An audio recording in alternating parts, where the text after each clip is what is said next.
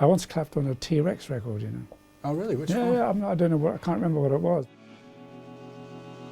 My name is John Doran and I write about music. In this series for Noisey, I'm going to be interviewing notable figures from the history of British popular music. Some of these characters will be more famous than others, some better dressed, some will have better musical chops, some will have a firmer grasp on reality, and some will have a better sense of balance, but all of them will be masters. Before Bryan Ferry formed Roxy Music in the early 1970s, all rock musicians looked like me, or even worse. Bryan Ferry introduced glamour to the serious world of rock music. So Bryan, thanks for inviting us down to your studios. Lovely to have you all here. Your new album, The Jazz Age, it goes back to the kind of 1920s and 1930s. Yeah, well, that's when the kind of music started, and basically from New Orleans to begin with, which is where Louis Armstrong came from. They gravitated to, you know, Chicago and New York.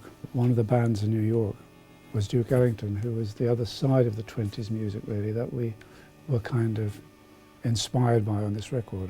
I guess the $1,000,000 question is, why aren't you singing on the album?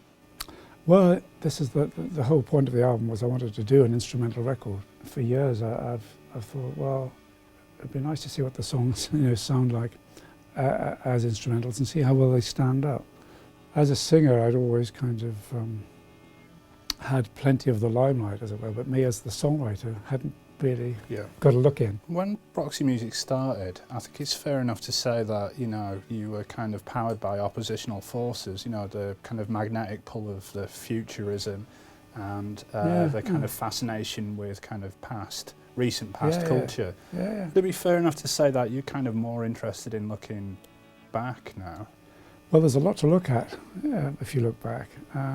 When I do a new album of new songs, I always like to think I'm for breaking new ground for myself and trying to do something that I haven't done before. But this is very much a retro project, so it is looking back, yeah. Can you remember what it was like when you were trying to formulate how Roxy Music would look at the beginning? Obviously when you started, you didn't have any money or anything like that. And at your first ever gig at the 100 Club, I think your drummer was coming straight from a building site covered in mud and wearing Wellington boots, and your oboe player was coming from his day job as a teacher. How did you make yourselves look like futurists on a shoestring budget?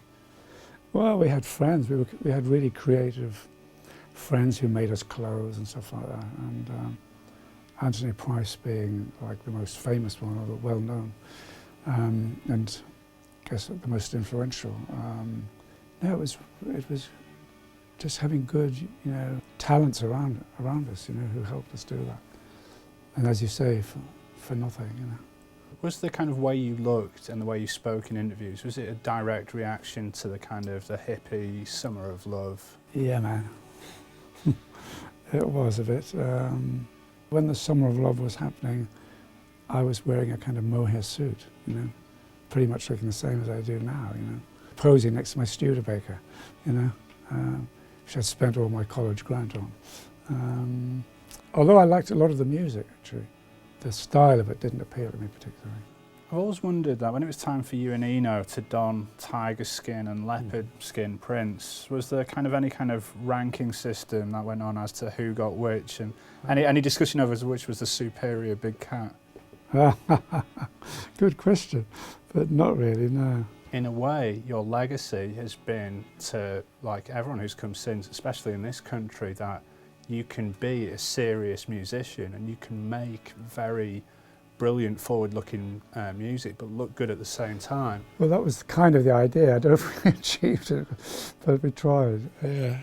I just wanted to show you a picture of the band Alt J, who recently won the Mercury Prize. How do you feel when you see a young band presenting themselves like this, with this young chap leaning?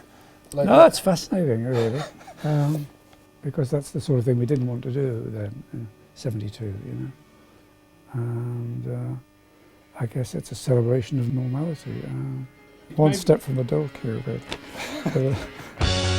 Make me a deal and make it straight, or sign the seal, I take it. The vocal performance on Virginia Plain, to me, stands up as probably the most inventive yet craziest in a top 5 single ever. The shouted bits are so far away from the tune and so far away from what a traditional pop singer should be doing. It is avant-garde the way it's delivered.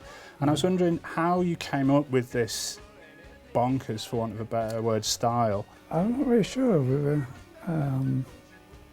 I think we were pressured into doing a single because we'd done an album and everybody seemed to like the album a lot, you know. And so we did Virginia Plain, and so it was a bit more out there, and I think it had a bit more confidence. There were kind of no rules about it. I mean, it didn't have a chorus or anything, you know. It was just a feeling, and it was a collage of ideas and lyrically. No, I think it had a lot of energy. It's like having your 6th espresso, you know.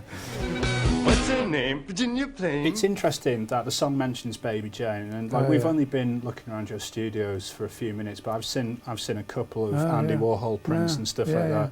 Did you ever meet Andy Warhol? Oh yeah, many times. Yeah, he's very quiet, and I'm quite withdrawn as well. He was sitting on the stage when we did the Manifesto tour. He liked my red suit very much. That arrived seconds before we went on stage from London. I loved his work actually, and I think it stands up very well over time, amazingly. I guess I wanted to ask you about being a gentleman. I was interested in the idea of like keeping one's composure under pressure. I was wondering if you could tell me how difficult it was to remain calm when the incident on the BA plane en route to Nairobi happened. It was so bizarre that there wasn't really time to think that much about, you know, whether you were going to go, you know, how you would react. It was kind of a fait accompli, as it were. You think you were just sitting there, and you know, I was asleep like most people. Then I sort of feel the planes doing these incredible, making these amazing sounds and grinding sounds as it's kind of swooping down and coming up again. And I thought, it doesn't really feel like any turbulence I've ever felt before. In fact, there's a website where you can see the trajectory of the plane. It's pretty hairy. It's the biggest ever descent, I think, of a commercial passenger plane. I woke up and saw these guys fighting. You always imagine people are playing if you see them fighting, because you don't think it's really happening. And but then I saw, you know, somebody trying to gouge out the eyes of the other one. And I thought, well, you know, this looks for real, you know.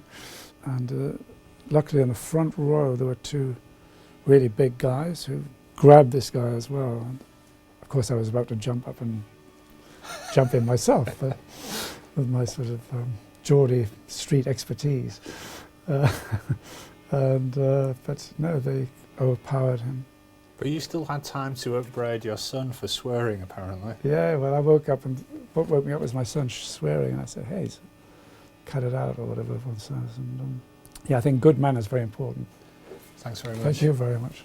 Cheers.